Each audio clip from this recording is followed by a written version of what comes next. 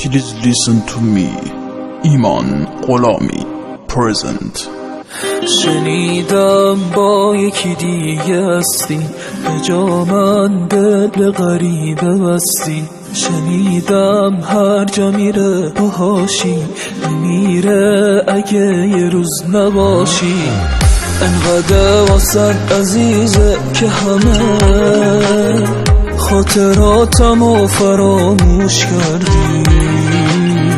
میدونی بی تو میمیرم واسه اینه، دست به هر کاری زدم برگردی.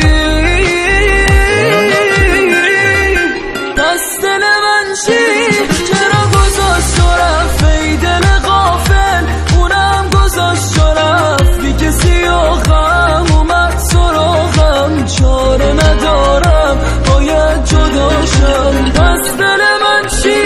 چرا گذاشت تو رفت ای دل غافل؟ اونم گذاشت تو رفت بی کسی آخم اومد سراغم. چاره ندارم باید جدا شم.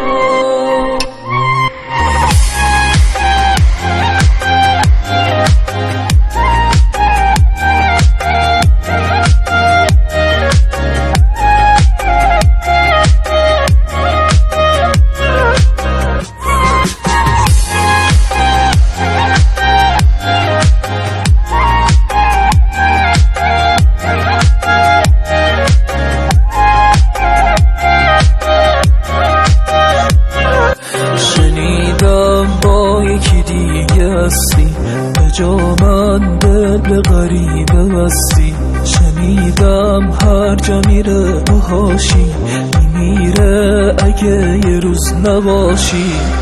برو اما بدون بی تو میمیرم من، واسه دل شکستن و از تو دلگیرم من. واسه دل شکستن و از تو دلگیرم من. دل شکستن از تو دلگیرم.